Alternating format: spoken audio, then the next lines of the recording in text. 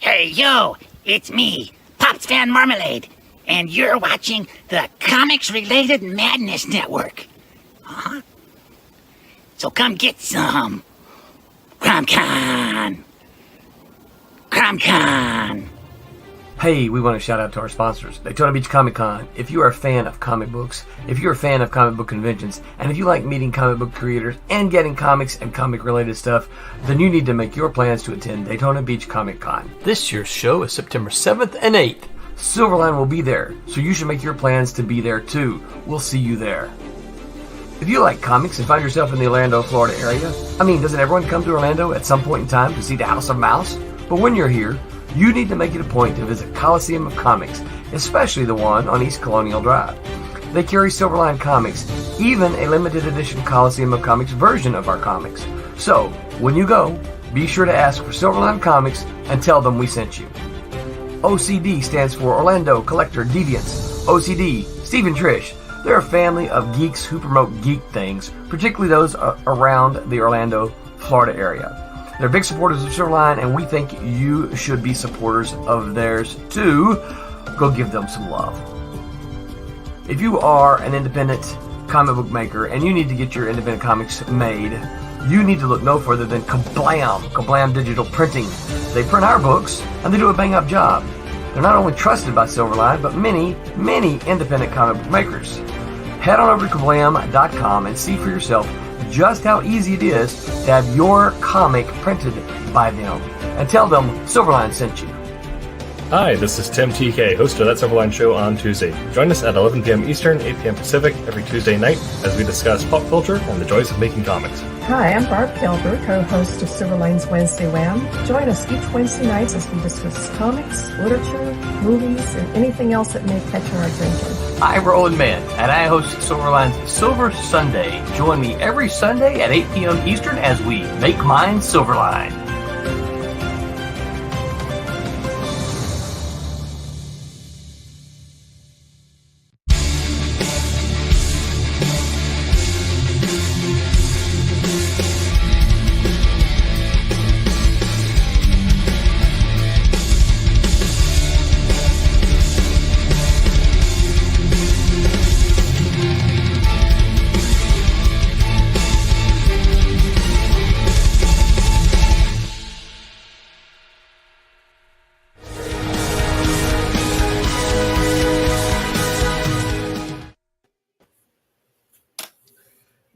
About getting spots on your glasses is that you have to take your glasses off to see the spot, and without your glasses you can't see the spot. You can't see them.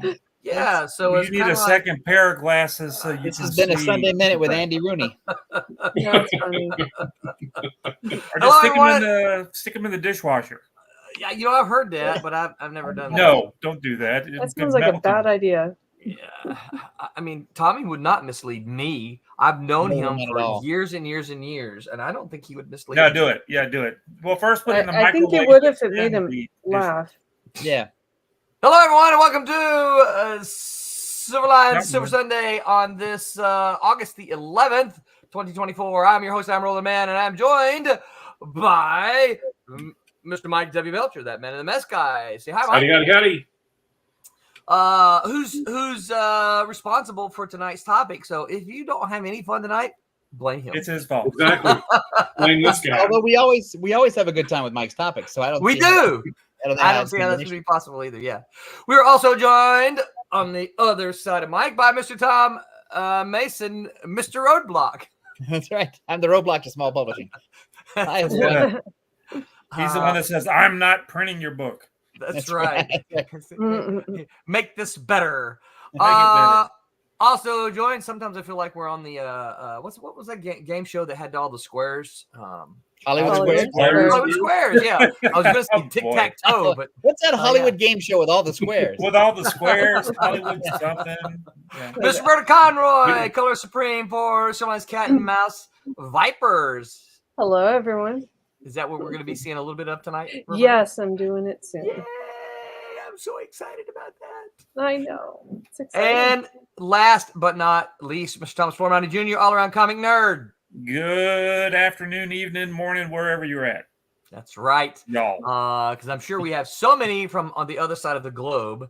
That, Well, I just in case Pete is paying attention, it is late night, early morning for him. That's right. yeah, Pete's just now turning over one good time. I know he's still sleeping. Yeah. Pops drops in always at the top of the stream. Says, if you like what we do and want to join Madness Entertainment Group, contact us. There's the contact information there. Reach out to the Madness Network. Pop says, hey, yo. We need to get Pops on sometime just to talk to us the process to get a Roku channel. Well, that's actually a good idea. Yeah. See, I actually. All right, I'm done. Bye. Is that your one good idea for the week, Tommy? For the month. The one good idea for the month. He's done. I actually, I occasionally try to recruit folks for the network, right? I meet someone or I see someone, know someone who I see does a stream, and I'm like, they need more exposure. And so I'll reach out to them. So, we've got a network going on. Dustin, you guys know Dustin. Several of us have been interviewed by Dustin. And those of you who haven't, plan to be. He does the Masters of the Thunder Nerds. You guys probably see him pop up sometime. He's popped up in the comments. And he also was your student at some point. Yeah, he was. He is a former student of mine. And now he's become the master. That's right. He is the master. So and he is pretty awesome. So if you're interested in doing that, if you stream, if you have anything you think that you would like to do on a weekly basis, heck, I think Mike should get on and do at least a 30-minute weekly Man in a Mask thing. I think that would be great, Mike. That'd be great. Maybe. It doesn't have to be long. That's the cool thing about it. Yeah. Only has to be long enough to monetize. That's right. Yeah, just kind of a regular thing. You can pick out a time slot. Pops has the master schedule. I don't know it. The only thing I've said is, Pops, don't give up our time slots. No. It's like, this is what we're used to. It would be good. It'd be a man. I know it's a lot of work, but a Man in the Mask audio drama. Oh, that's the dream. Cool? That's the dream. That would be so cool. Because you could do a lot with vocals and you could do a lot with sound effects to create that atmosphere. I'm gonna have to point Tom to some of y'all. Remember we did those the Masterwork Theater that we did. Oh God, that was so bad. I've got to point Tom to those, and we may have to do another one with Tom here. we need to make an all-star one. Right? We need to get Brent. We need to get Pete, who did a hilarious French accent. That was bad. I remember I had to be Yoda or something, and I kept taking all the words and flipping them around backwards just to talk. They got a little silly. Pop said some of the shows are 10 to 20 minutes long, so there you go. They don't have to be long at all. So, well, Tommy and I got a little brief con report to give you. Yesterday, he and I did Infinity Toy and Comic Con in Kissimmee, run by Mr. Louie and his awesome family. It was a fantastic show. It was super busy there, certainly around lunchtime. And all the folks in there in Kissimmee came out to see us. We shared parking lots with the Jehovah's Witnesses. I didn't know if you were going to bring that up or not. Every time I do that show, I get so confused. I pull up and there's like a billion cars in the parking lot, and I'm like, we think, oh my gosh, this is going to be so big. The line must be out the door. And then you see people getting out of the car and they're all dressed up, they got really ties nice, on, and you're like, they're not going to a comic show. This is the Comic Con from the 1950s. This is where they're going. No, I guess it's we were trying to figure it out. Now we're going to show our ignorance. It was we don't know if it's once a week, once a month, once a year. Just so happens to be the same day that the show's on. So it's got to be it's a Saturday thing. But it's a Jehovah's Witness. And me and you and Jose, who were all three of us. Oh yeah, we were spent probably spent 30 minutes theorizing why they were there on that day. Yeah, there was million people. It's probably everybody in Florida that's a Jehovah's Witness was at the. We won't repeat some of the theories that we came up with. No, Jose came up with Comic Con without the comics. Right, exactly, yeah. But man, they were going in with suitcases and coolers and they would because they got there about 9 right? And then they were pulling in big ice chests of stuff, and we're like, "How long is church? What is this? How long they stay?" And then when we left, got loaded up at 6, 7 o'clock or whatever, you saw them pulling out with all of this stuff, and it's like they were there all day. They were, yeah, that's right. We got to also see Teen Beetle creator and writer John Crowther, who was there with and John Jr. and German John. Yeah. German John. John has been, I guess, for like the past 7 or 8 years now. Yep. John has been hosting international students at his home. Cool. Yep. He does that, as far as I know, does it during the school year. He's had them from Germany, from Spain. Yeah, he had a kid from Germany this time. Yeah. And he walks up and he goes, "I want to introduce you, Tommy, to German John." And I'm like, "What are you talking about?" Yeah. That's like a Kirby character. Right? Yeah. He said it. I didn't make it up. Usually I'm the one that sounds like I'm making up bad crap, but that was him. He said that. Yeah. But the kid was real nice. He was like, we don't have any of this kind of stuff in Germany. And of course I really, really resisted any, World War II jokes or anything like that. Even though I thought about them. He's a kid though. I know he is. Yeah, it's his fault, Roland. He wasn't born in the 1900s like you were. No. Yeah. 1900s. Where's back Vic, in your right? day? No, it would have been for him. Would have been like great grandpa, right? Yes. Right. Yeah. So he was a nice guy. Even Mike Myers would be too old for him. You couldn't even do the sprockets. You probably wouldn't even understand that. Did you help me put my wristband on because did you like any comics? Figure it out. You know what? I'm not sure if he came away with any. I didn't see. Did you, Tommy? I didn't see if he picked any up. Now he pretty much sat at the table. Every time I looked over there, he was just sitting there. I know it was a new experience for him. I think he was thinking it was kind of weird. He's like, why is there 15 different Deadpools walking around? I think part of it was like, why are these adults dressed up like this? Yeah. So this was a relatively large venue that it was in. It's pretty good sized show. So so there was a lot of costume folks. They had a costume contest where it sounded like they were hooting and hollering. They were doing it on the other side of the room. You didn't give the kid a free comic? We should have. God, we we're stuck really bad. You guys are terrible at spreading the message of comics to an international student. I know. Well, we did have I don't know if he reads English. Do German folks read English? Did he speak it? Yeah. I know. I'm just being stupid. It's the second most popular language in the world, or something like that. I think so. I think they speak it on the moon. It's the number one second language. Right. It's not the number one first language. It's the number one second language. Yes. Because all these other first language people speak English as a second language. So when they come over to America and they meet Roland and Tommy, they can ask for a free comic. Well, so when I started teaching, the first classes that I taught were English as a second language at the university, and it was in Alabama, and we used to laugh because these the kids were smart. They was coming over, they just didn't speak English. It was funny because and now they speak Southern. Well, it's funny because they watch all these videos. Well, that's it. They watch all these videos, and these videos are like, "Hi, how are you? My name is John." They get off the plane in Alabama. It's like, "How y'all doing? Hey, y'all. G-Jet? G-Jet?" I remember having that conversation in the class. What is G-Jet? Sorry. That's like that opening scene in Stripes where Harold Ramis is teaching English as a second language. It is. Do run, the do run. Come on, tell me, what is G-Jet? What? G-Jet? Did you eat yet? Yeah. Okay, did you eat yet? Yeah, did you eat yet? Got it. I walk in the door at Kablam. I say, "Hey, G-Jet? Eat yet? Yeah, let's go over yonder to eat." Tommy's like, "Nah, you want to grab a burger?" Isn't it true that so much of Southern language is just compression? It is. Yes. Sounds like it.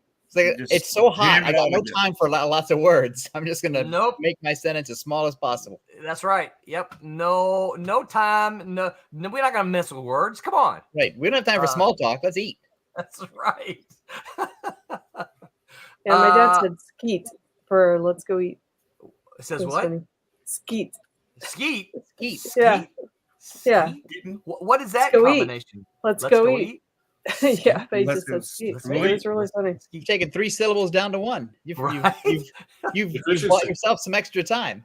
Well, that reminds me of the comedian, and I would credit him if I could remember his name. But he talked about the English language and the changes that we get in the English language. He said, it changes, and our language is shortening. Tim, said, at one point in time, we greet someone on the street, we would say, good evening, and then next thing you know, we say, the "What's guy up?" that slams the. Would you shut up? And let me tell my story. Yeah, you remember yesterday? Yeah, payback. Don't make me cuss. And then he says, "What's up?" Next thing next generation says, "Sup." He said, "Next thing you know, they're just going to be going."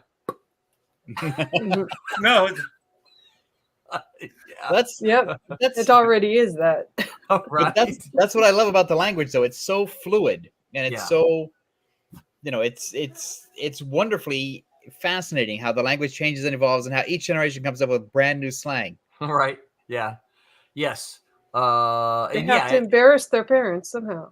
Well, it's only us, because we keep insisting that they speak like ye old Englishmen properly, right? And speak properly. And it's like, but it's not. It's more because my kids talk like cartoon characters sometimes. Yeah, if you listen to them. Mm-hmm. Well, and of course they also they pick up on the internet language so quickly. Oh yeah, skibbity, right? Brett and I were talking about skibbity the other day. I said, "What the heck is skibbity?" He goes, "Dad, it could mean several different things." I'm like, that's when you turn around and go, "Son, it means nothing. So quit it."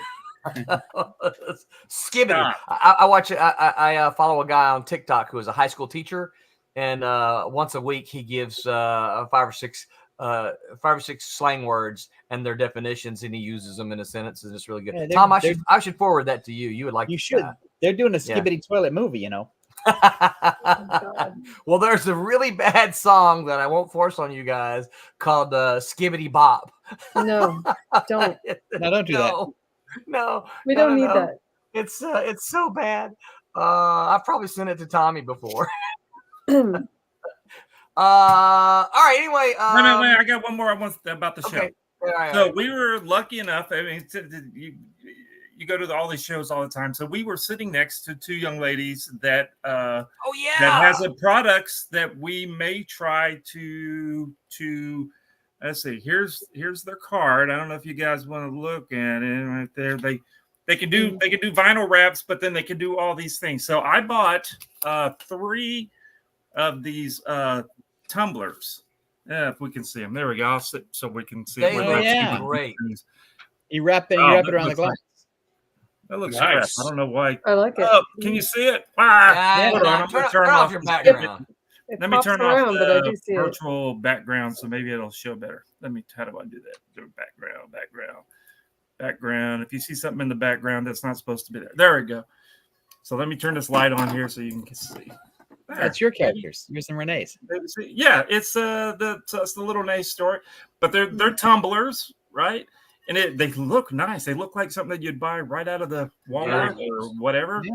And so I got one for the little name Zomboy one. Snow. Yeah. And then I got I did 3. I did the Zomboy one. So cool, man. Yeah, that is cool. And they're nice too. They're not like stickers on there, so they use dye sublimation to so they can put any of our images on any of these things. And then I did my group shot that you guys see a lot, the Zomboy Kid Hero thing group shot, and they're nice. I mean, they're really great thing. Yeah, it's just in the dishwasher. Yeah, they're absolutely. Yep, and it comes with a straw and all that kind of stuff. But but we were talking to them, so we may try to offer those up in the next couple of Kickstarter kind of things. We'll try to figure out what we can do to maybe mine. I would like that would be very cool. We got to figure out what we can do as far as what the price would be, what we can offer. And it's just because it's a weird shipping size thing. So I mean, we're like most Kickstarters are it won't fit the Gemini. Yeah, you try to stick something, whatever your extra thing is, you're trying to make it so it fits in the same envelope, so that way we don't have to charge crazy shipping prices. So these would have to be shipped separately. So have a separate price on shipping. I got a guy that makes gold coins. So really? That could be fun. I do have, and they'll fit in an envelope. Yes, they will. And that's the perfect kind. This is a great segue into the topic for tonight, which is small press publishing roadblocks, right? Finding things that will fit into the envelope that you're already going to ship for your comic, I think is important. Yeah. But yeah, so that is our topic tonight. We are going to talk about small press publishing roadblocks.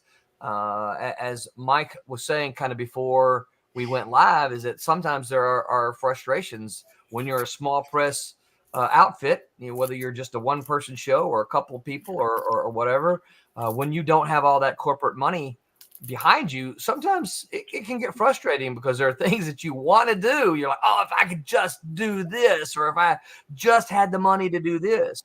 All the time when it's just you just don't have enough, even if it's something that's relatively inexpensive, like getting stickers made or whatever. That's relatively cheap. You still got to design the thing and then ship it and get it over, and so it still takes a little bit of time. That's why you got to have a lot of kids, like farmers in the 1800s, where you just have like 15 kids. You put them all to work. All right, you're gonna sell envelopes. You're gonna. The guy who runs the show yesterday, that's what he all of his kids. He had like 10 or 15 kids running around there. He is, and they work the show for him. Yep, great kids, by the way. If you're gonna have a lot of kids, you got to put them to work. That's right. It's kind of an American tradition, isn't it? Yeah, that farm. That's right. So anyway, So Mike, I'm gonna put you on the spot. You wanna start us off? What's a frustration that you have as Mike W. Belcher, that man in the mask guy? It's like Tommy says. My biggest frustration is time. Yeah. You can do pretty much. You can fit anything doable into your budget. But time is something, especially if comics aren't your main thing, which who right now can. Right. Time wise, before your day's over with, you're looking at, all the stuff you want to do opposed to what you have to do, which is make a living. Yeah. Yeah. And so you have to figure out, you have to actually take that extra step and budget that time. Especially for me, drawing and inking. Yeah, you're still trying to make the product. Yeah. And then all the other stuff on top of it. Yeah. Yeah. Right. So there's the frustration. There's, that's something that doesn't cost a thing. It's more of a productivity thing. It's more of a trying to figure out how do I fit this into it, and the ways that I've done it, and it works sometimes and sometimes it doesn't. Is like it's like I can draw on the couch at least. So if I can get so much done during the day, at least at nighttime I can draw on the couch, and at least I'm progressing a page at least. Yeah, and as far as plus budgeting things, and you're not keeping yourself away from your family by at least you're in the living room, exactly, 4.5 watching TV and having a conversation with your family. Yeah, I think that's what's worked really well for me, and to continue to keep doing this stuff is I learned how to do all my inking and drawing and stuff in the living room. Yeah. I don't have a art room anymore. I used to, but I there was no need to, because I do it all in the sitting next to Renee in the living room while we're watching TV. It's funny because I know so many people who are like, oh, I got to have absolute quiet. I got to have noise canceling headphones, and I got to have this, I got to have that, and I got to have this perfect like yoga like retreat environments, whatever. Like I work in a mess. It's like I've had cats, I've had dogs, I've had kids, I've had a wife, I've had all these people running through the house, asking me dumb questions. It's like no one cares that Tom or Dad or whoever is working. It's like, you got to figure out how to work in that environment. Yeah. Well, and that's the key. You got to figure it out, right? If it's something that you want to do, you got to figure it out. I used to have a college buddy of mine, and one of the things we talk about money in college. That's always a concern, and we were having a conversation about a new album one time, and I said, "You gonna get the new album?" He goes, "No, I don't think I'm gonna get that one." Right? He goes, "I don't have any money." Well, the very next week, something else came out, and he bought it. And I was like, "Well, I thought you said you didn't have any money." He goes, "Well, you know how it is when you don't have any money. You find the money for the thing that you really want."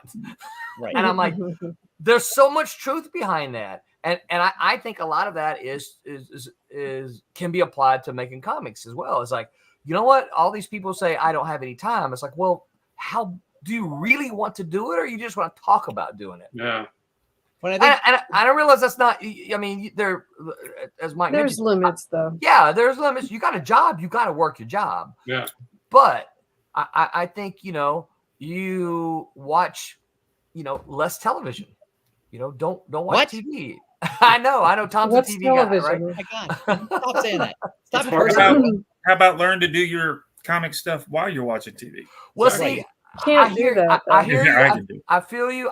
As a writer, I can't do that. I could if I was writing. If I I can't had to do watch some and write. coding or something, Yeah, to writing's stuff, different. I can't do that. Completely. Yeah, I got I to be think- thinking. I think one of the ways you make extra time is you have to sort of do the research and plan ahead of time. Like if you're an artist and you're doing a drawing, you got to figure out, can I reuse this drawing for 6 or 7 different things? Can this be my sticker? Can this be my poster? Can this be my flyer? Can this be my promotional ad? Can this be my diamond thing? Can this be whatever?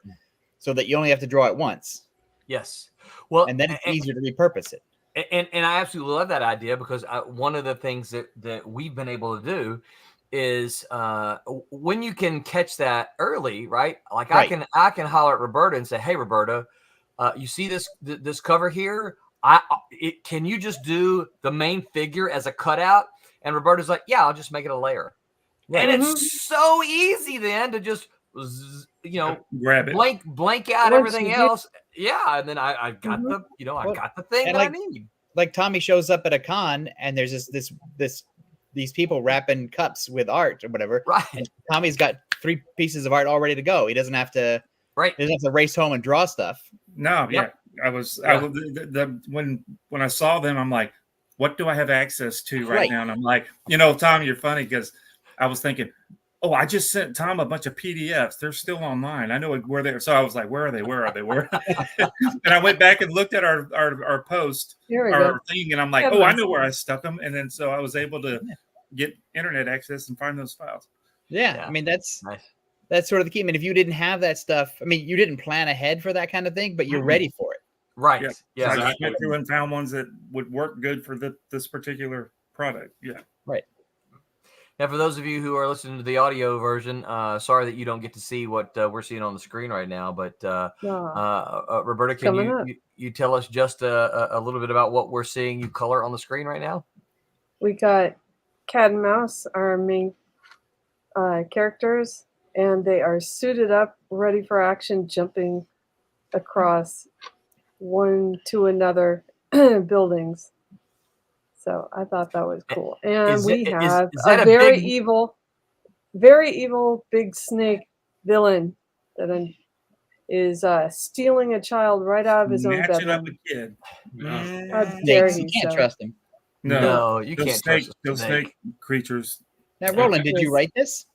I did write this. Oh. Yep. And so this And the art people are Angelo Concepcion, who is a recent Kubert School grad, is the penciler, and it is inked by Jose Fuentes. Woohoo. We'll notice that Roberta's doing 2 things at once. She's participating in the show and actually coloring. That's right. Yeah, Did you figure out a way? she's working and Did you she's figure out a working way? as colors. And You she's know doing why? the Because I'm not looking at you guys. Oh, you need to look That's at what- us, Roberta. Look So- how handsome we Consider all are. yourself You're- lucky. Yeah, Well, you're I'll on the same page, but I'll you put know, Roberta right in the minimized. middle so we can look at her. There you go. yeah. But if I had to look at the camera the whole time, I couldn't do much.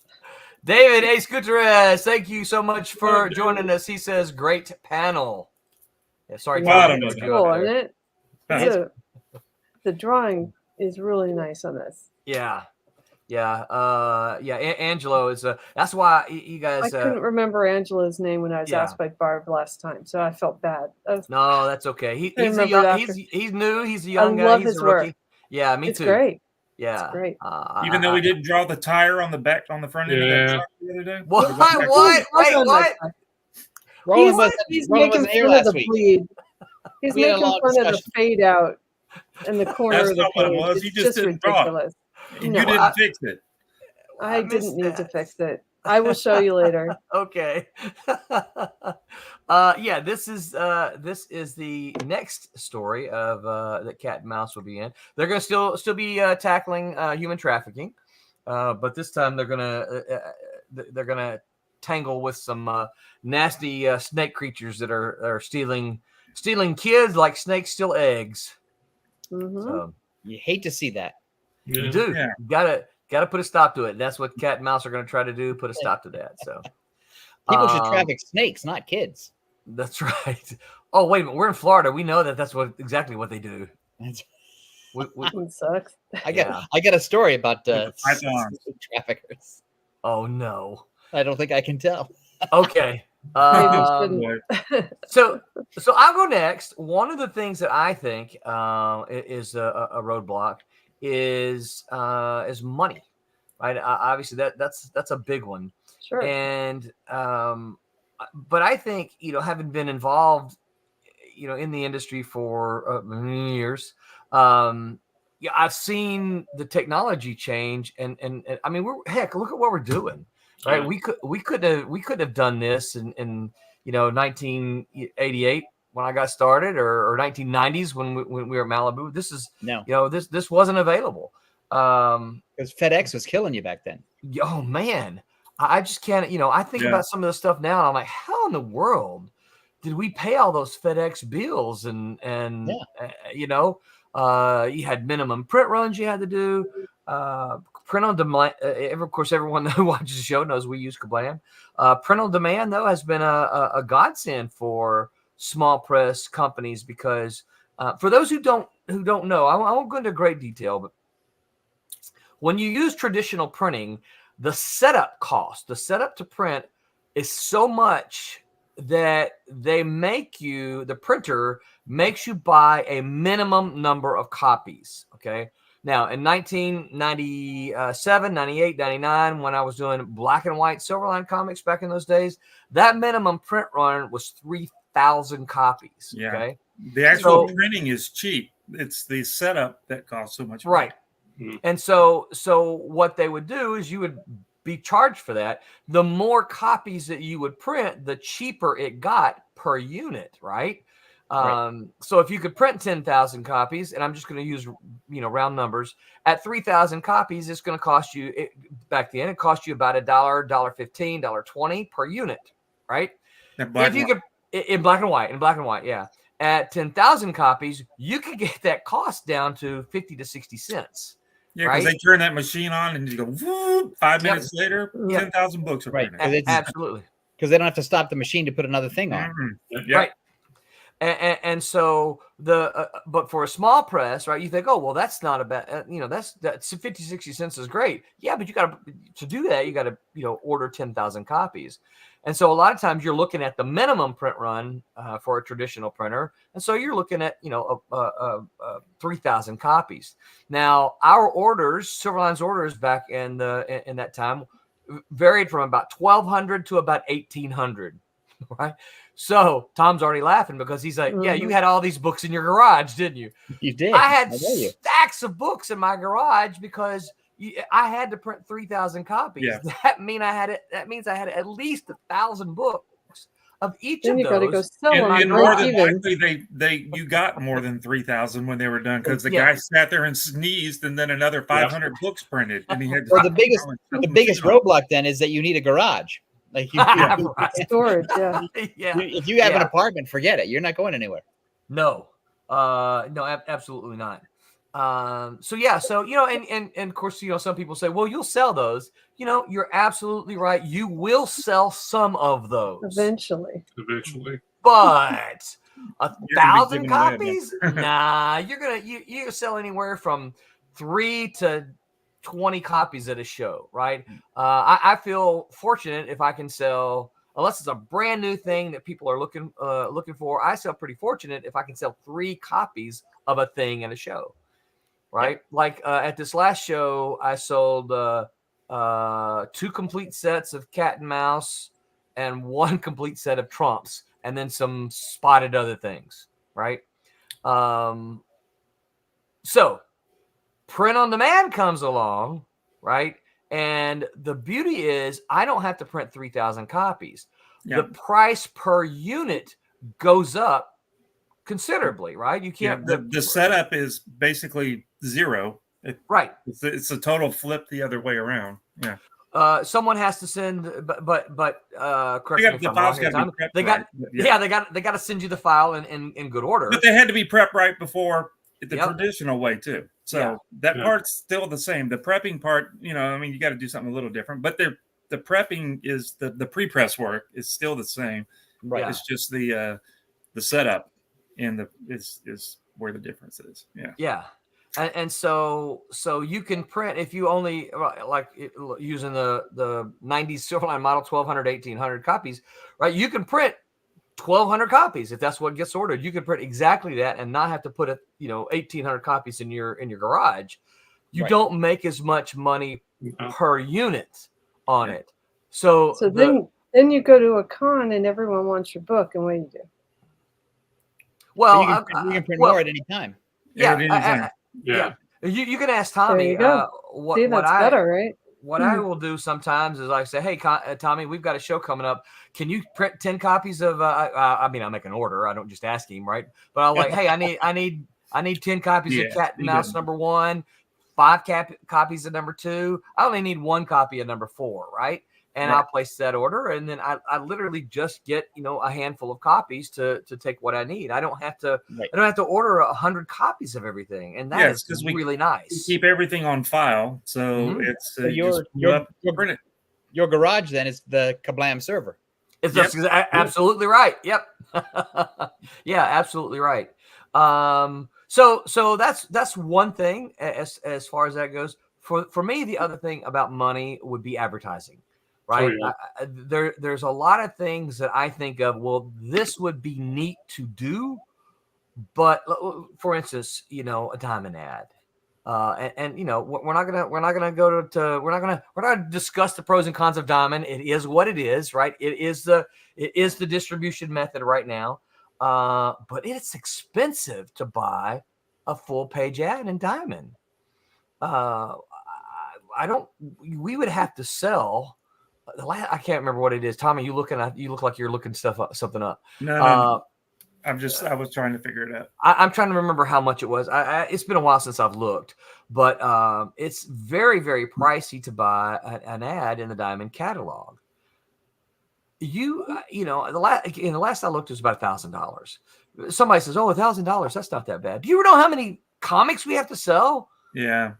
Is it worth buying the ad? Yeah. Right. Yeah. Well, you're trying to get more people to buy the book, so yeah, it's worth doing it if you've got the money to invest in it. Yeah. Right. Yeah.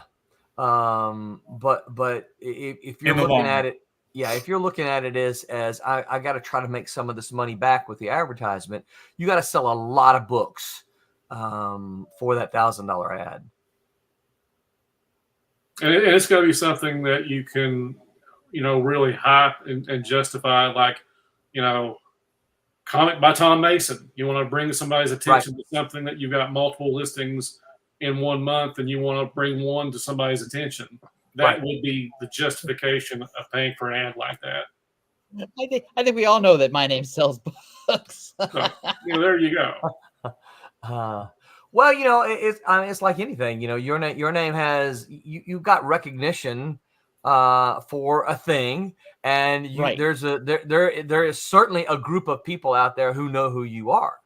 So yes, the problem is, number one, trying to get those people aware of it. Number two, trying to get the people who don't know who you are to care. Yeah. Right.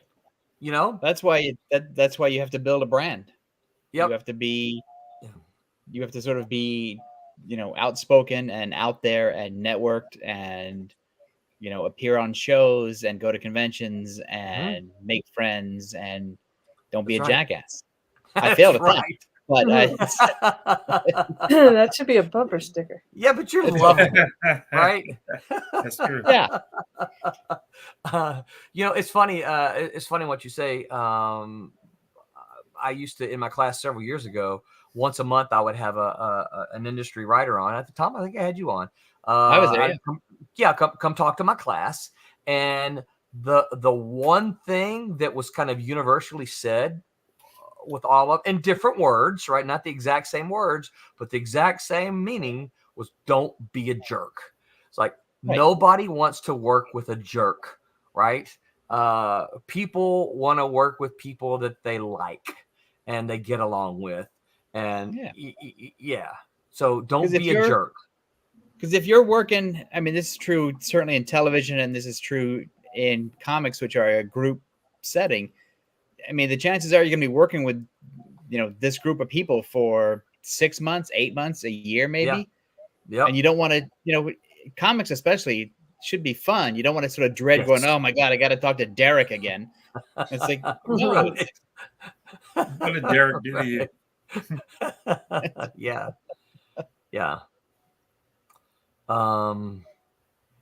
So yeah, I no, hear this absolutely.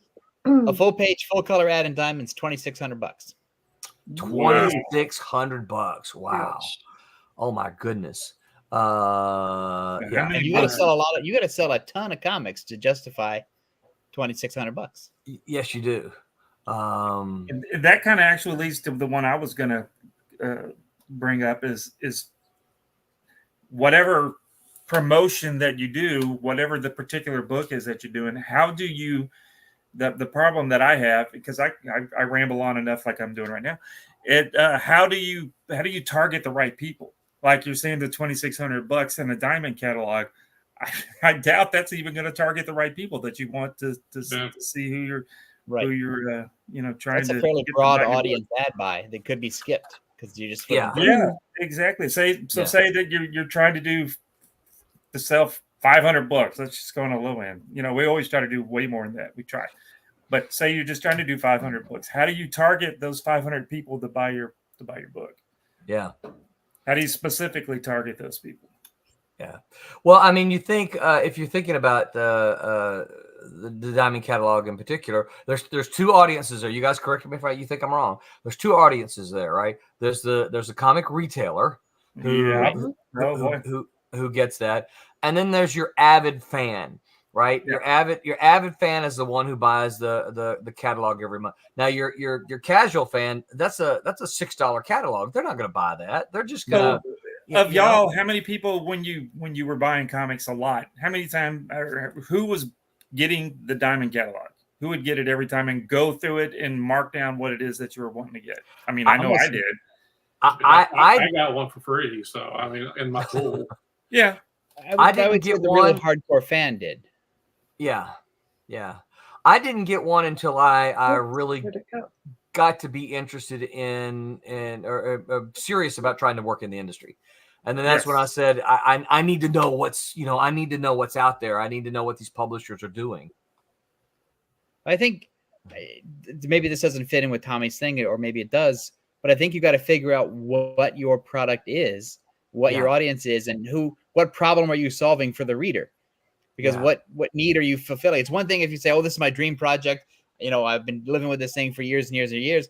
But if you look around and like nobody is interested in that kind of thing, is that an opportunity, or are you just going to waste your money? So you sort of got to figure out where your thing fits into the industry universe. Yeah. And how can you, because if you write a comic book about a guy who gets paid and wants to go buy a pizza, that's not really a comic book story. And that's not really, I mean, that may have been a true story that happened to you, and it may be a slice from your life, but that's not a thing that 2,500 people are going to buy. So I think we'll go, I'm going to pick on Mike again because this is fun for me. Like Mike's book fits in with the comic book universe, but nobody is doing a book like that. Right. but it fits with the book. I mean, if you're a superhero fan, if you're a fan of the Spirit, if you're a fan of Alex Toth, if you're a fan of Darwin Cook, I mean, the Man in the Mask is a perfect fit in comics, and it's different. Nobody else is doing a book like that, Right. Yeah. but it satisfies. It fills a need because there's a gap for where that kind of book can fit. Yeah. Yeah, but the unfortunateness of this is the thing. The negative of that. The other side of that is, yeah, they appreciate that, but they would buy it if I was working for the big two. Right. Yeah. But that's the harder sell because I'm not working for the big two. It's an original creation. Mike, let me ask you this: do you think it's because? And please no, this is not a poke at you. You've known me long enough to know. Do you think it's because you can't produce a book a month? Oh heck yeah. Yeah, there's a lot of that, but it's also brand. I mean, I don't think the brand awareness as far as the big two is as much as it used to be. I don't think so either. Right. We're not talking the 80s anymore. Right. But there still is this bias that some guys that would, when I used to try to target my age group, guys that are kind of disinterested in the big two, that kind of want that same thing we were getting when we were teens or 20s. Right. And they compliment me. They love when I do fan art. But they wouldn't buy a Man in the Mask issue if, I'd have to give it to them. Right. Well, I hate those because things. they're just there's something there that it's still instilled in their head. Yeah, it's very much like this, but we would much rather you do this from the beginning. Well, I'll tell you one of the things. I found teaching comics is that our age demographic, I think, is very much like that, Mike. I think that there's still enough folks out there that are like, oh, well, if it's not made by Marvel or DC, I'm not interested. Yeah. However, what I see in my students in the I'm just going to say the 18 to say 30 demographic, right? They're like, yeah, we don't care about Marvel or DC. We've seen all the movies. Show me something different. Right. Yes. That excites me. That excites me. Yeah, because they don't really care about Spider-Man. Yeah, they want to watch the multiverse because or the animated thing, right? Because that's really cool. I don't know why they're into the multiverse so much, but they are. But they don't really care. They don't care about the comics, right? Oh heck no. But when you're talking comics, they seem to be more open to independent comic books than the older demographic is. And I don't know how to explain that. Well, that's where I think Mike's story about his comic comes into play, because Man in the Mask is from Mike's heart. It is from his background. It is from his history.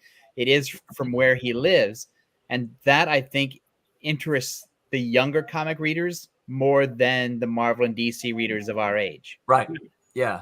Well, because it's a very personal approach from Mike to the material. And the other thing I like about it that Mike does is it's multi-generational, right? It's not just one guy. It's a mask that travels from father to son, to the kind of thing, right? Like you just spoiled the story. Well, you know what? If they didn't know that, shame on them for not having read it. Exactly. That's right. Pop says networking and promotion, lots of both. Yeah. And part of the reason we do these streams, once a week, is to do what we can to join the video waves going out there to promote the stuff that we're working on. All right, folks swinging by our channel are going to see that beautiful art right there that Roberta is coloring. They're going to go, huh, what's that? And then hopefully they'll stop and listen to us a little bit. And then Roland's TikTok dance will catch on. Yeah. Just twerking. That's right. That's right. Tutorial how to walk your glasses. Coming back to that. That's right. Oh, we have to clip that. That'd be Pop's ads. You have to appeal to the younger crowd if you want the next generation of comic fans. And I agree with that. I don't think that we can continue to target only us, our age demographic. Right. I mean, because go ahead. Sorry, I didn't mean to interrupt. No, it's good. Although I kind of did, I guess. If you if I you love don't have that. a lot of money, He's like, I'm going to interrupt. I'm sorry, but let me do it anyway. I'm passive aggressive about the whole thing. Yeah. So if you don't have a ton of money and you still want to get the word out, what can you do? There's you're going to appear on everybody's different podcast. You can go to conventions, although that can get pricey unless you're sharing costs with somebody. Yep. And you can like what Mike has is a Substack. Yep. Yeah. And you can do that. I mean that's free, but also time consuming. Yes. But it also repurposes a lot of stuff that Mike is already creating. Exactly. Yeah. So what other ways can you reach? Where can you reach the kids without doing a TikTok dance? Yeah. I mean that is a good question. What do you think? Because I don't think, I mean, I love Diamond too, but Diamond, there's no proof for me that a $2,600 Diamond ad is going to move the needle on my sales. Right. It's good for exposure. It gets the word out, lets people possibly know what I'm doing, but it doesn't give me that return on my dollar. No. That I want. And $2,600 will go a long way to get me to different conventions. And I'm not even convinced that $2,600 gets me return for the next year. Right. For a small press, I don't know that does $2,600, is it going to make a difference for me for the next year? I'm not convinced that's the case. No. Right. It could look pretty, like, oh, look what we have in the Diamond catalog, but I don't. We have Roberta. We don't need to buy an ad to look pretty. Well, can I posit one thought on that? Absolutely, please do. So when I go to the comic store and the retailer is bored and flipping through the catalog, they'll push stuff randomly because they happen to like it and they're fans and whatever. So you have a good product and it's backed by something that they're going to get because it's in the catalog. You do have that extra little oomph, I think. Yes. And I do know that being friends with retailers and having a good product will also help.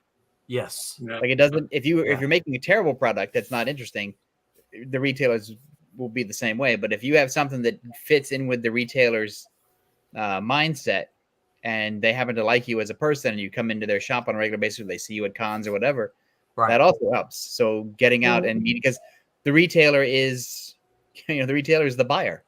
That's right. Absolutely.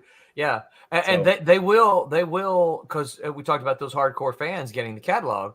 They will order the book that their fan says, "Hey, I want a copy of this." Right. But sometimes that's the only copy that they'll order. Yes, because the retailer is not going to take a chance on something. No. Especially nowadays when they're ordering money's too tight all around. Their full list. Yeah. Pop says maybe we need a couple of comic kids to promote kids comics on YouTube geared towards kids. I will think on this. That would be a good YouTube channel for a couple of crazy kids to think up. Yeah. Check in with the new comics. Yeah, I think I think there's a lot of comics. I think there's a lot of comics out there in existence already that I think a younger readers would like. But part of the problem is how to get them to find it. And when you talk about retailers, it's like, okay, so one of the things that we at Silverline, one of the things, how do we get the retailer to be aware of us? Look, retailers are they're overworked, they're inundated with information. I have a retailer list that I use for the overwhelming majority of our releases. I've sent a link out to the PDF of the book that was in the catalog at that moment to say, "Hey, here's what you're going to get if you back this comic. If you order this comic, here's what you're going to get." Right? Tommy and I, he gave me a tracker for one of them, and we were really disappointed in the numbers that actually went to see it. I reached out to a bunch of retailers that I know personally that said, "Hey, you and I have talked. We've known each other in the past. got this, I have this. Some of them responded positively. Some of them didn't respond at all. I had one say, hey, I don't really carry any new comics anymore. Yeah, and that's the key. I mean, so many retailers have switched to that model. They're getting very basic new comics, like just the big two, maybe from Image, and that's it. And then it's nothing. Well, you guys do know that the new Diamond catalog, and I know this because of Scott's shop in the 3 Alarm Comics. Yeah, 3 Alarm and Biloxi. It's all the ordering stuff that they do for the pull list is. I mean, there's still people that walk in with their list like we would do, but it's all online digital now, and the people just go through and they sign up with an account and they click, and then all of a sudden. Scott just gets a list at the end of the month saying this is what the people that were associated with your store has picked, and do you want to add any extra? And Scott's like, well, there's some weird stuff that I probably wasn't going to order, but the person picked it. So so it's not like it was when we would turn in our little slips of paper saying this is what I want. But does he order more for the store? Generally not. Yeah, and that's the thing. I think that's the norm. The system is geared for many reasons. I mean, you can't really blame the retailers or the distributors or whatever. It's just the way things have shaken out now. Is that people don't get an opportunity to know or order the new stuff because it's way too risky on everybody's side. It's too risky. It's too risky for they can't afford to have all these extra books just sitting around. The consumer can't take a risk on a new comic for $5, and the retailer can't risk stocking it for $5, and the distributor can't risk holding inventory, and and publishers can't risk holding inventory either. No. And so it's mind-numbing how you figure out how to break in through a system that has basically developed over time to keep new people out. Right. Yeah. That's true. I mean, the easy way is for the easier way is for somebody like Mike to have a run on Batman for 4 issues and then raise his profile and then steer some of those people over to his own stuff. But again, that's hard to do both for a publisher, both for Mike to sort of break in to get that assignment, and then because Mike has other work to do that in a timely fashion, and then for DC to sort of find Mike and say, hey, this is what we're thinking. Exactly. Yeah. I mean, it's always been tough to get work for Marvel and DC, and today is no option. Well, and the thing it's no different. I'm not right. And the thing we never talk about is it's hard to get work at DC and Marvel. If you do break in and get work from DC and Marvel, it's hard to get the next work from DC and Marvel. Yes. Once you get in, it's hard to. I knew. I don't know if I should say his name or not, so I won't. But I knew an artist who had an opportunity to work for Marvel, and they were going to give him like a 6-issue run on a series or whatever, and he turned it down because he had a great full-time job with healthcare, with benefits, benefits and all kinds of stuff. And he said, after those 6 issues, I'm not guaranteed employment at Marvel, and I won't be able to go back to my old job.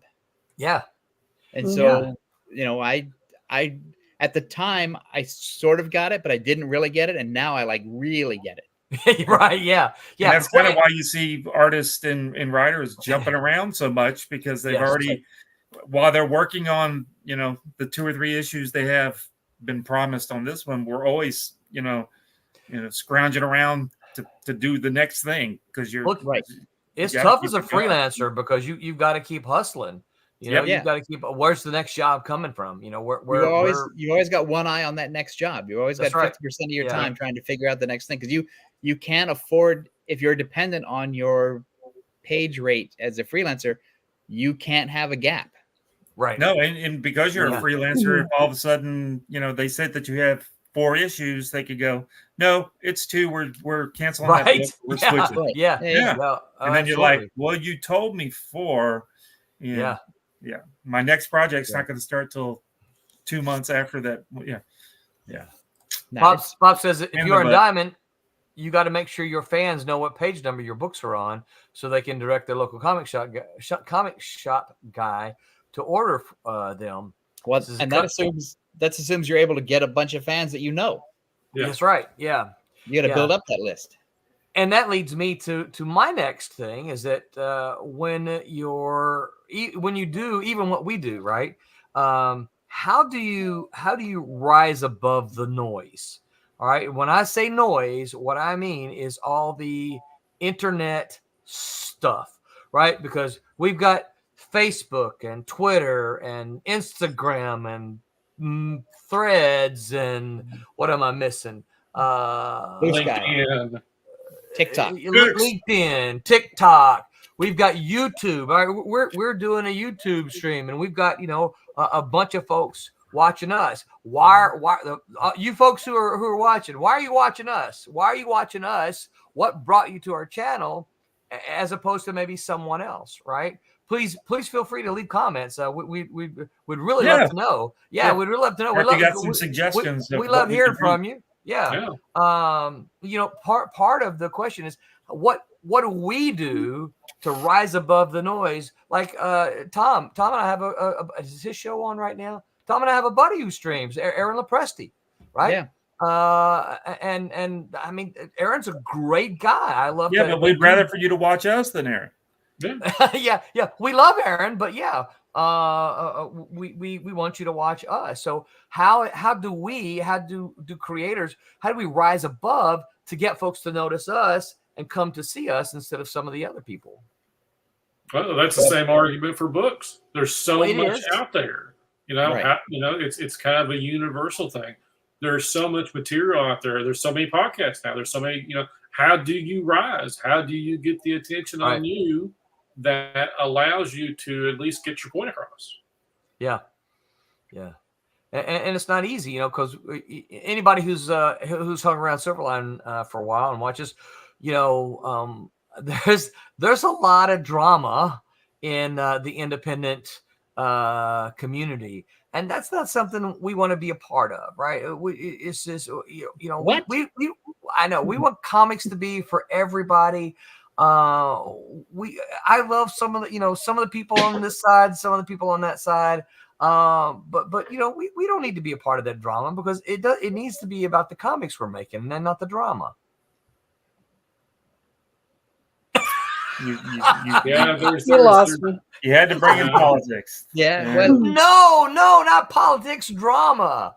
It's the drama. but I think Pops has a thing where it says, the next plateau is Roku, that's a bigger distribution channel for the podcast. So that's a way. That's not necessarily, oh my God, that's the answer, but that is part of the answer, which is a larger scale of distribution for one of the aspects of Silverline.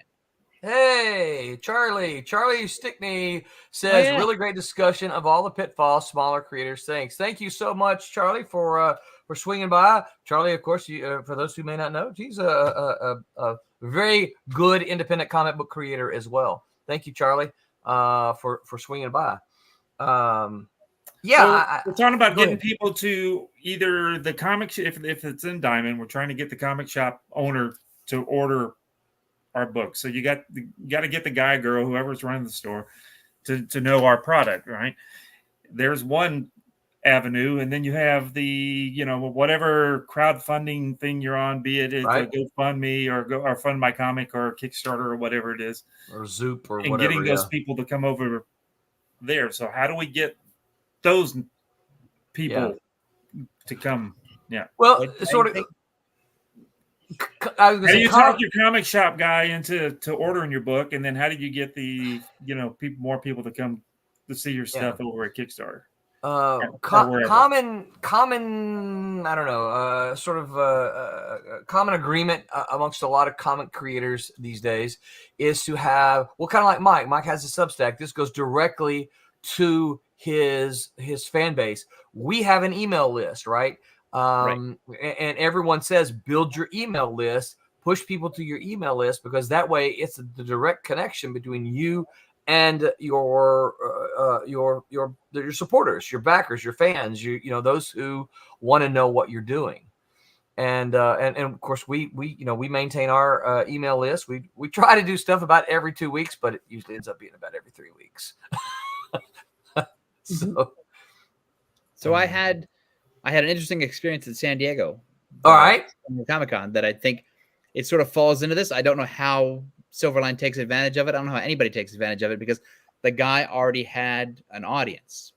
Yeah. So I was at the Marriott has an outdoor cabana-like bar that everyone calls the tiki bar, but it's really called the tequila bar. And it's out there by the pool, and it's where everybody gathers. I know that in the morning before they open at 11, a lot of the comic book business people gather there in the mornings, like at 9 and 10 or whatever, to hold their meetings because it's really quiet and nobody's there and whatever. And I was sitting there doing some work, and a guy shows up at one of the a table for 4 next to me, and he starts spreading out all of his prints and stuff. And I don't know what's going on. So now I'm not working anymore. I'm pretending to work. Yeah, you're trying to see the spectacle going on. Like, the hell is this guy doing? And it turns out that he was either the guy or one of the guys who did the cartoony designs for the Deadpool credits in the movies. Cool. Oh yeah. The little funny Deadpool cartoon character. And he has a huge Twitter following, and he didn't set up at the San Diego Comic-Con, but what he did is he told everybody, I'm going to be at the Cabana Bar at 10 o'clock on Friday at this table or whatever. Come by and meet me. I'll be there for like 2 hours. And I'll be selling prints and signing autographs or whatever. my table set up is at the bar. At the tiki bar. Right. And you know, there are several bars like that where people go and they because they can't get in the show, they'll be set up around the convention. Yeah. And so this guy, and he had like 30 people Really? descend on him over the course of the time that I was sitting there buying stuff, chatting with him, and he was talking to them like he ran a booth, even though it's a table at the bar.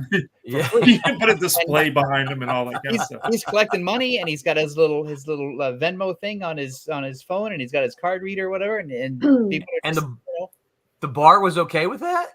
Bar wasn't open yet. Bar didn't open until 11. Okay. Yeah. There's somebody there to police that. Yeah. And so you know, he's raking in the cash, but he used his Twitter followers, who are going to be in San Diego, who are going to be at the con, but don't want to fight to get into the show yet. Come on by. Charlie says that's a bigger space than either Artist Alley or Small Press. It was San Diego Comic. Yeah. He had a table for 4. He didn't have any to sort of display stuff, and he was out there. And then when he's done, he can cash out his money and go to the bar. Yeah, he just turned around. He's facing this way, and then he turns this way and orders something. That's brilliant. But I thought that's a brilliant use of what Madness says is that a brilliant use of word of mouth and using your followers. And it's not really a hard sell. It's just a thing of here's where I'm going to be. This is what I'm going to be selling. You want to meet? You want to talk?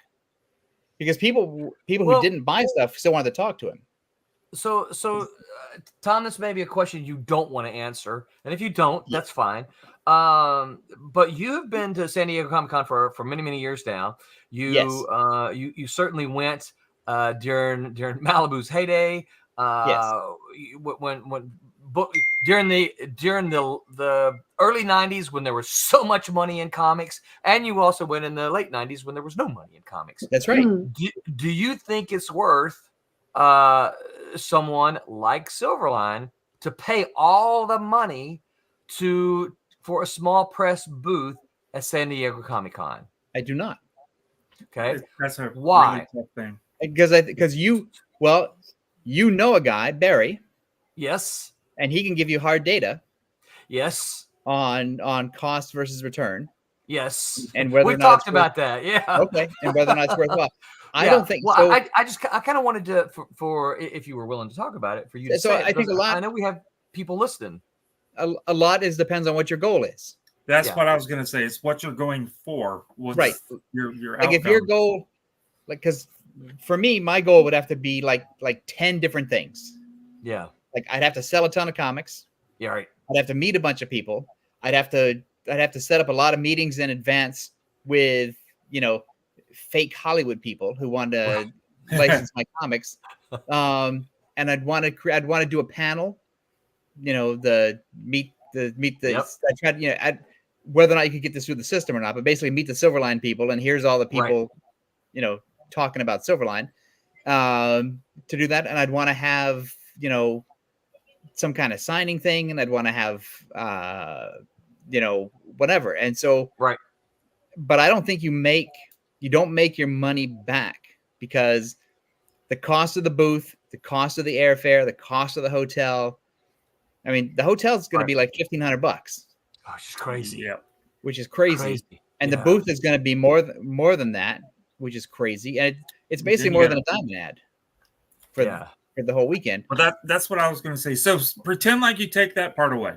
Say you're Which not. part? You're not. Well, the money part. Okay. You're not. You're not worried about whatever you make money wise by selling at the show. Right. Pretend like you're not worried about trying to pay for the show with what you make. Right. Would it be worth going then? Hold on that thought. Whoops. All right. Charlie says small press is $650, but hotels are a huge expense. Yeah. Yeah. So Say to go, it's going to cost you $4,000 to go from airfare to shipping the stuff to setting up to staying and eating. Say it's $4,000. $5,000. It's probably going to cost you more than that. Right. Although I'll buy rolling dinner one night, so it'll be okay. There you go. So say you're not worried about making the money back, but as far as people seeing your books and talking to folks and stuff, you think it'd be worth going then? That particular show. I do. There's enough people, or you think enough people will see your stuff that it's even worth going? Yeah, because you're, again, if you take the money out of the equation, Yeah. you're in a position where you're trying to grow your brand. Right. You're growing the brand. You're growing the brand. You're not worried about the money. And that's your cost. Your cost is I'm not going there to sell books. I'm not going there to make my money back. I'm not going there to profit. I'm going there to build my brand. Yeah. And I think the biggest place currently to try to build your brand and see if what you're doing is correct is the San Diego Comic-Con. Yeah, because I think If that's Charlie, you if brought Charlie up says Barry. oh, go ahead. No, yeah, you brought up Barry, and that's pretty much his thing. He just wants more people to see his books. Right. Yeah. And I think because I mean Barry's big thing, like he's the Kablam guy, and he has comics or whatever, but he was really pushing his novels hard. Yeah. And so for him, I think that's what he really wanted to do, and he was also different from the other people who were in the small press area, which a lot of guys weren't selling novels. Right. So he was occupying a different space in that same lane. And if what Charlie Stickney says, I assume it's true because he's saying it. If it's $650, that's not a bad cost. No. And we know a guy who does the small press con, or the small press area of the con every year, and that's Randy Ronaldo. Randy, yeah. And he can give you hard numbers too, but he's got 25 issues of the same comic to sort of sell and a collection. He's every time you go by his booth, he's busy. And that's kind of his. That's kind of his the new issue debut too, isn't it? It's like, yes, it is. Yeah, he debuts it on preview night on Wednesday because that's when I get my copy. Yeah, and he's built a following, so people know to come by and like get the new issue. Yeah. So I'm sure he makes his money back. Because otherwise, but he also has a day gig like everybody else. He does, yeah. So, and I think for me, something like San Diego Comic-Con, when I didn't realize $650 was a small press. I thought it was more like $1,500. You add that, the hotel, the airfare, and then food, unless of course Tom buys me dinner. Getting us the all the stuff there, then that's a lot of money. It's $4,000. Yeah. Bob says, rent an RV. You can bring your whole setup. Got a room on wheels. You can rent an RV for a week. Same cost as a one-night hotel. I know where there's a good. I know where there's a great campground right on the trolley line. Really? Oh, really? But, yeah.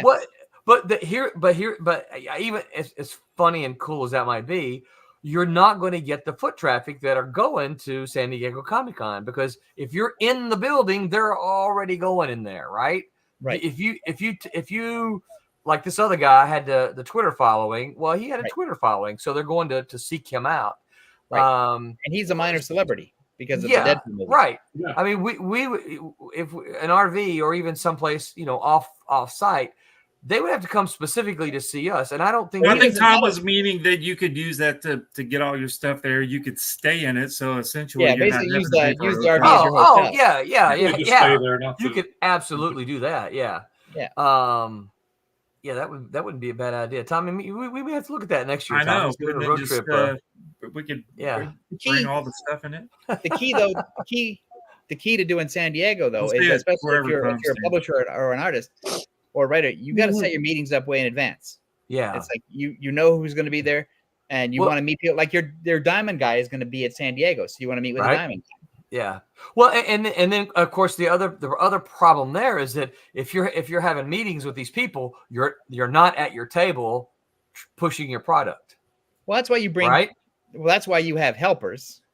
Right. Why? Because somebody like me, I just wander around. If you put me in your booth for an hour, I'd be happy. Yeah. Have a place to sit down. That's You might not be happy, but I would be happy. Tom to give away all of our stuff. I'd say Here, try this book. I could cosplay Yeah. as Roland for an hour. Or That's two. that's a $50 book. Oh, I told him there's a 5-finger discount today. Yeah. I said you wouldn't mind. It's a Southern thing. Yeah. But Right. I think They're generous. there are people that can help you out. There are people who, you Yeah. know, depending on who your neighbors are, whatever, you can. There are tons of ways to go. Yeah, and I think yeah, there's a lot of people who will help you out. It's still expensive, right? Even Oh, yeah. if you could make a lot of these things happen. So that all boils back down to the challenge of a small press company, small press creator.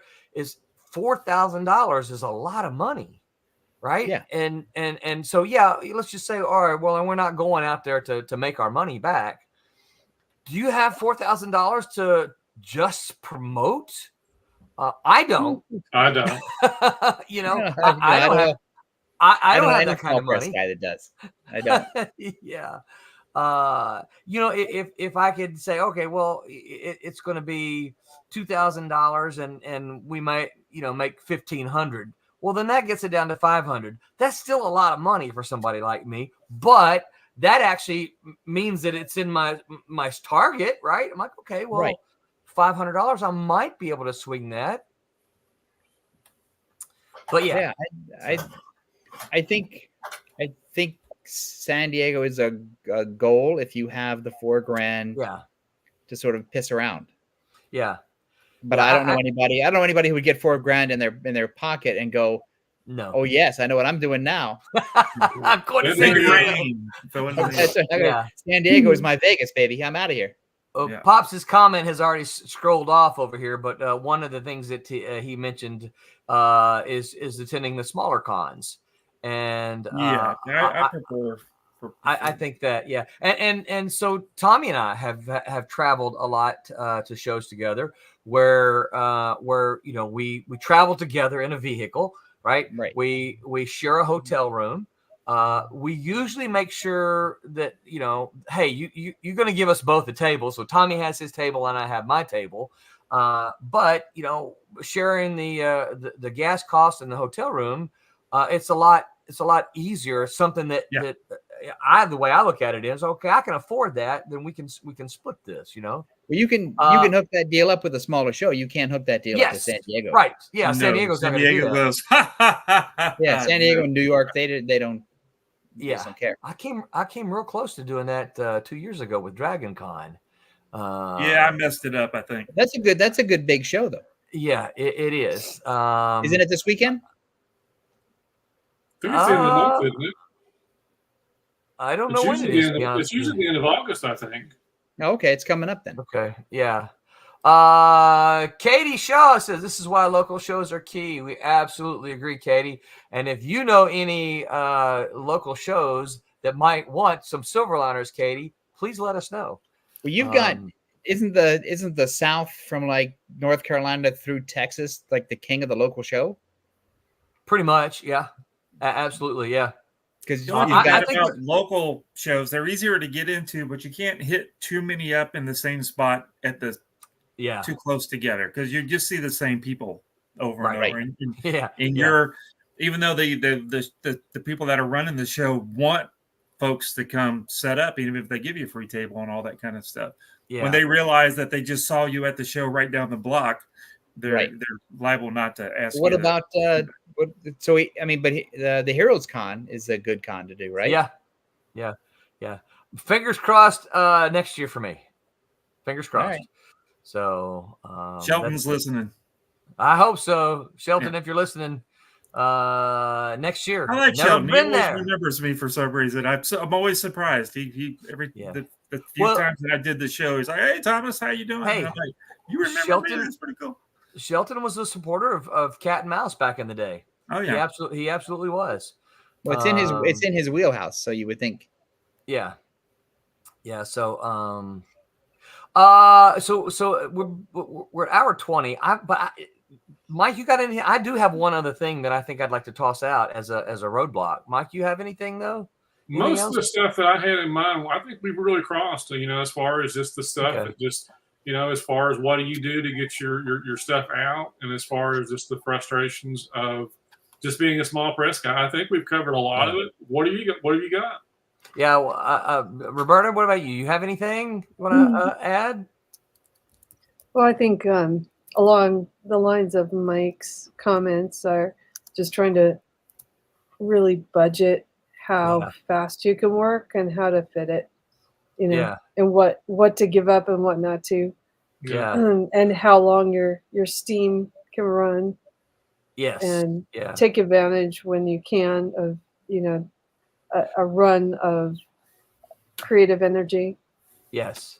And of course, this is one of the reasons that, you guys know this because you know me, but this is one of the reasons that I push fun so much here with Silverline is you guys I love that you do that. Yeah, we need to be having fun, okay? Because if we're not having fun, there are other things that we could be doing, right? Well, I think Roland, we've met some professional comic book people who are the most miserable people on the earth. Yeah. No names. You're writing Spider-Man and you're drawing Batman or whatever. How can you be so unhappy? I know, right? What is wrong with you mentally? What is wrong with you? Yeah.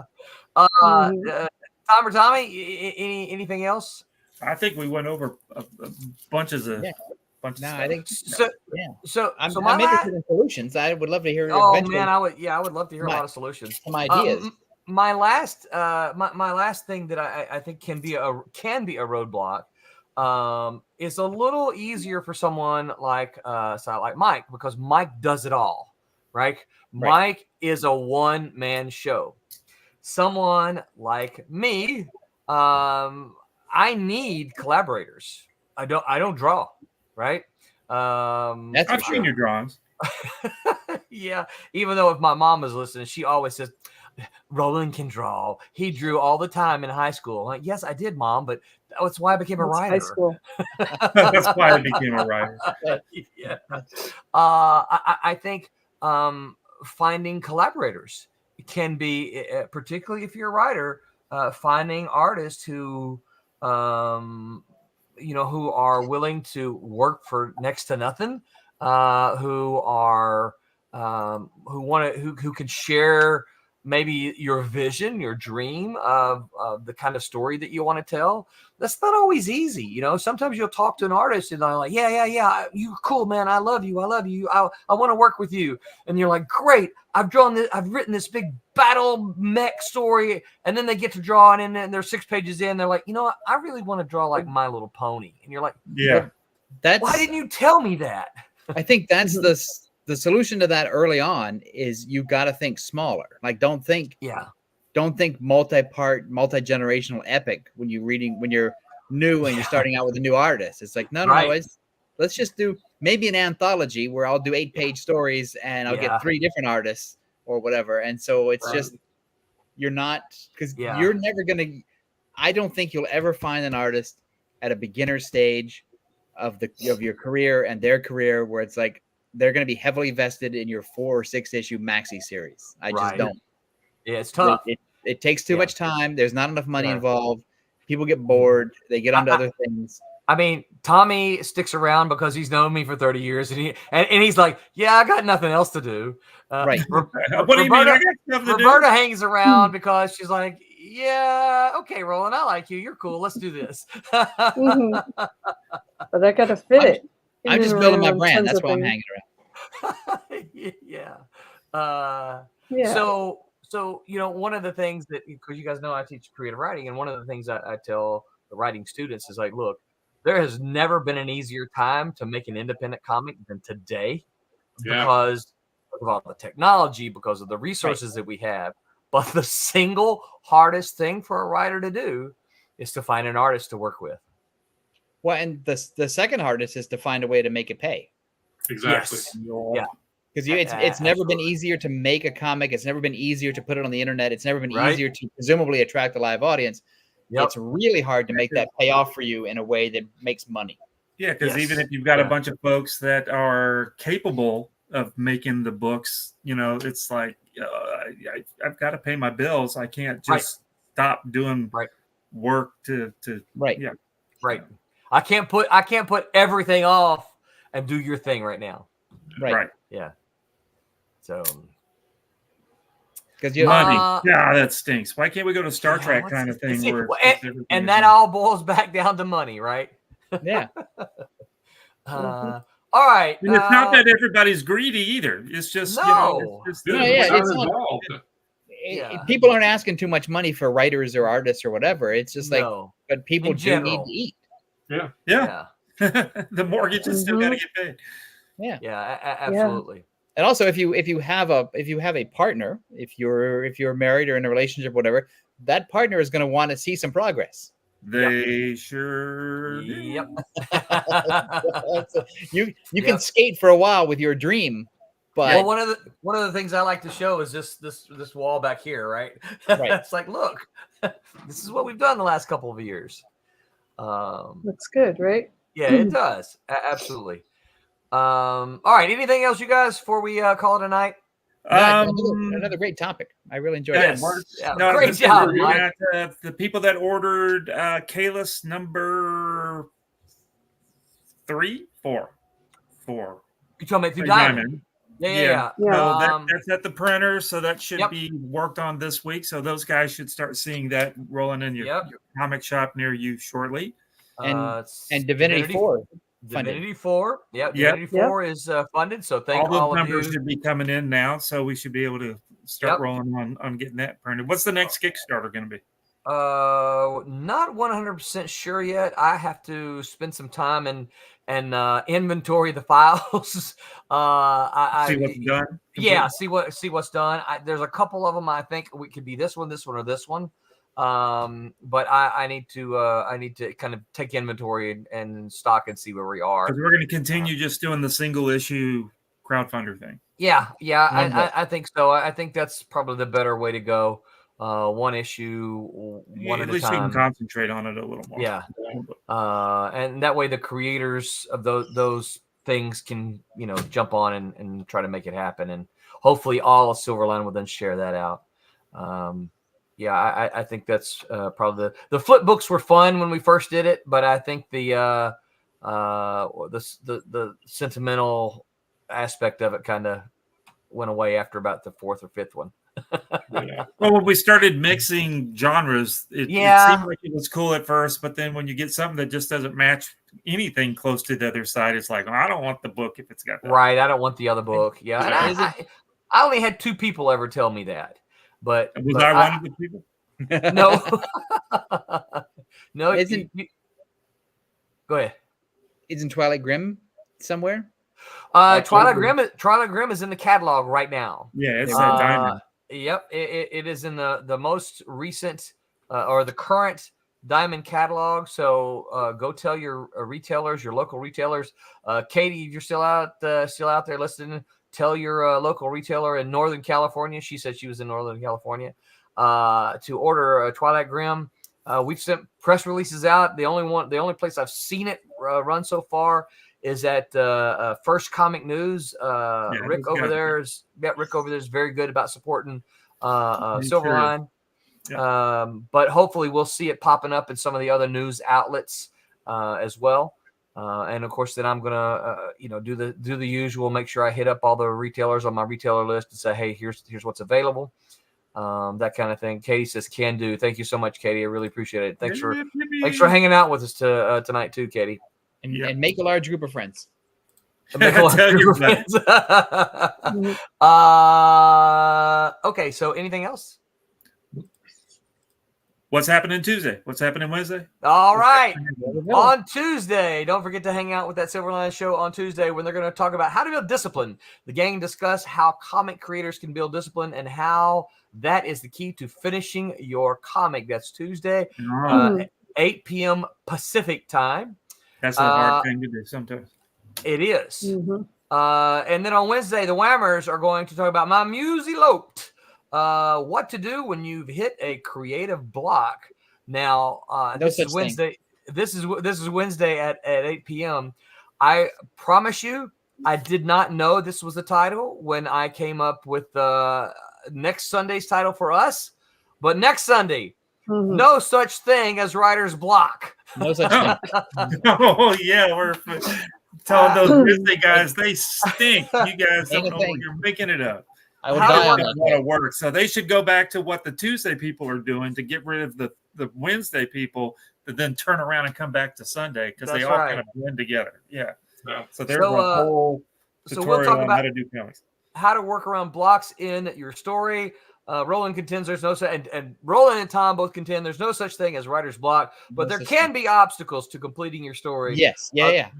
The crew will discuss strategies to overcome those storytelling complications. So, all right. Well, it has been fun. Roberta, Paige is looking awesome. Great. Thank you. And for those of you who are wondering what this is going to be called Cat and Mouse Vipers.